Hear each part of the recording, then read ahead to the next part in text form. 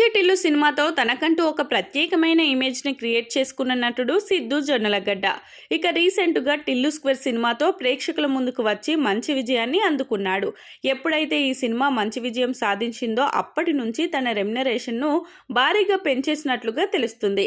ఇక Tillu square cinema కోసం దాదాపు 5 కోట్ల వరకు రెమ్యునరేషన్ను తీసుకుంటున్న సిద్ధు ఇప్పుడు మాత్రం 15 కోట్ల రూపాయల రెమ్యునరేషన్ని తీసుకుంటున్నారు. ఇక తనతో సినిమా చేయాలనుకున్న ప్రొడ్యూసర్స్ ఎవరైనా సరే 15 కోట్లు సమర్పించుకోవాల్సిందే. ఇక మొత్తానికైతే సిద్ధు జొన్నలగడ్డ ఒక్కసారిగా తన రెమ్యునరేషన్ 3 రేట్లు పెంచడం అనేది నిజంగా అందరినీ ఆశ్చర్యానికి గురి చేస్తున్న విషయం అనే చెప్పాలి.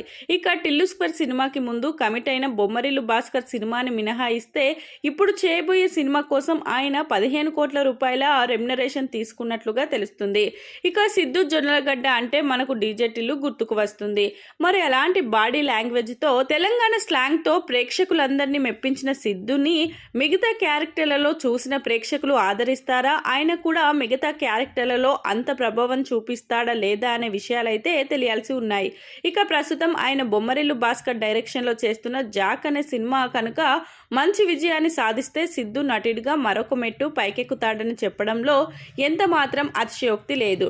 చూడాలి మరి ఇక రాబోయే సినిమాలతో ఆయన ఎలాంటి సక్సెస్ సాధిస్తాడు అనేది.